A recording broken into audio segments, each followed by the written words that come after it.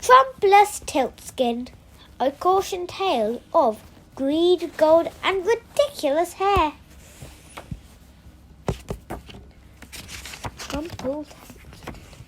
Although nobody knew his real name, he was nicknamed Trumple.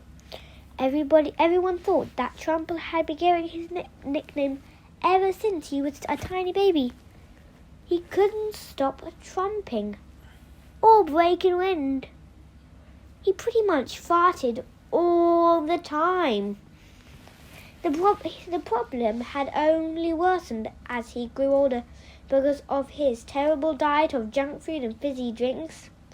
All the colouring and additives had turned both him and his weird wig bright orange, so much so that it was almost fluorescent. If there was one thing Trumple loved as much as himself, it was gold. As a baby, he wore gold nappies, sucked on gold dummies, and rattled a gold rattle whenever he was rattled. The older he got, the more and more gold he wanted. Oh, and power he wanted, more and more of that too. Soon as he was old enough, he joined the family business, grabbing himself more and more gold and more power, until he was completely in charge. But even that wasn't enough. Nothing was enough for Trumple. Nor the skyscrapers he now owned, nor the companies he now ran, nor the hotels and golf courses he had acquired, not even the fact he lived in a giant golden tower called Trumple Tower. Oh no, none of it was enough. He still wanted more. Trumple wanted to be king.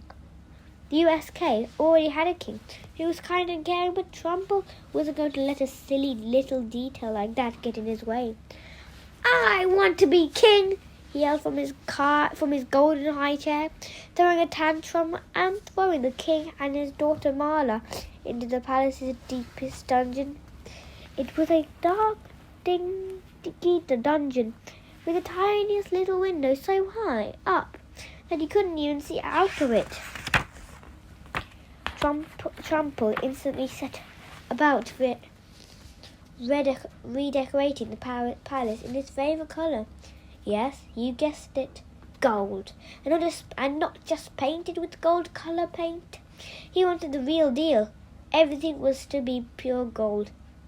He wanted 900 golden mirrors, at least one in every room, so he could look at himself all day long. He wanted to replace his normal-sized hairpiece with the biggest golden hairpiece in the kingdom. He even wanted a golden toilet to trump and do his business on. The toilet variety and the Tri-King deals variety. Before long, the kingdom was running out of gold. The gold mines were empty and the people were struggling to keep up with Trumple's increasing demands. Everyone in the kingdom had given him their gold, and now they were poor and hungry and didn't even have proper health care. He had sold off health care system in exchange for yet more gold.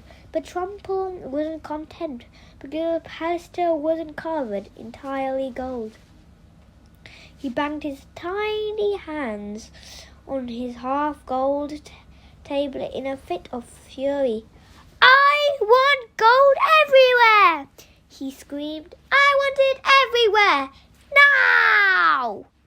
Trumple turned such a luminous shade of tangerine that his advisors had to shield their eyes. Just as he was about to throw all his toys out of the pram, so to speak, one of his terrified aides piped up. I think the old king's daughter can spin straw into gold, your royal orangeness. Immediately, Trumple ordered Princess Marla to spin all the straw in the kingdom into gold. But Marla was an intelligent and stubborn little young girl, and knowing she could strike a better deal, she refused. So Trumple made Marla an offer. If she spun 10 kilometers of straw into gold, he would give her 3 chances to guess his real name. If she guessed it correctly, he would free her and her father from the dungeons.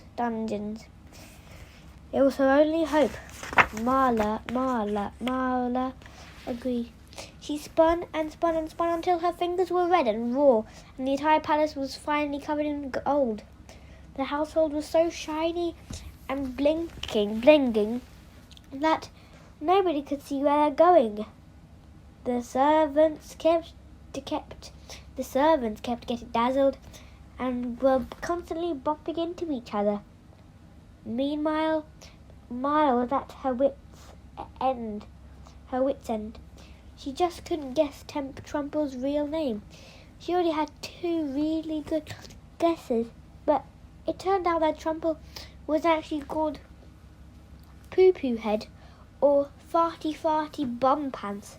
Another time was fast approaching for her final guess. Marla's dad, wise old king, had pondered the problem long and hard to decide. Perhaps Trumple was short for something, but what? Trumpleton, Trumple Smith, Trumple Poo Poo Head, Trumple the Farty Bum Pants. It was no use. All was lost. Marla stared forlornly into one of the golden mirrors Trumple had left in the dungeon, so he could gaze at himself when he came to taunt her cheek. Marla spotted something in the corner of the mirror, reflected through the bars of her cell window. She could just about make a huge gold sign being hung by workmen over the palace gates. Next let's send Pimert, it read. Next let's sell Pimert, thought Marla. Could that be Trumple's real name?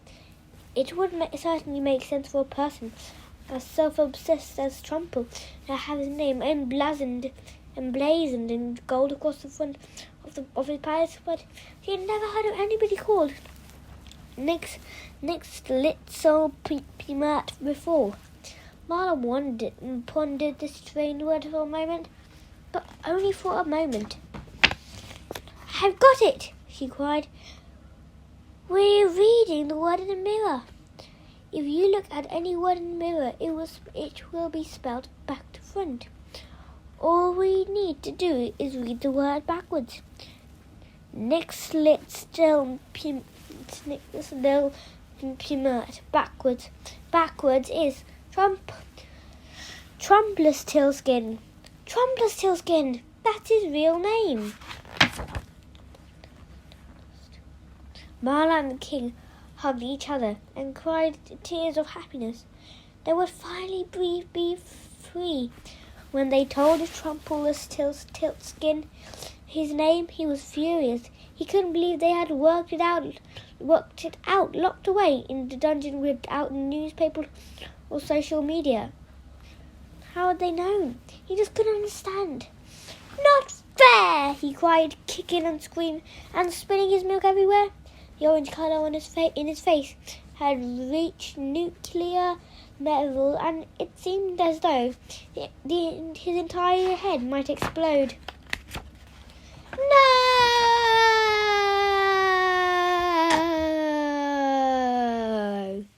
he cried as he let out a trump so terrific that the whole palace shook. It was the loudest fart Marla had ever heard. It was so forceful, in fact, that it sent Trumplestiltskin flying into space, never to be seen again.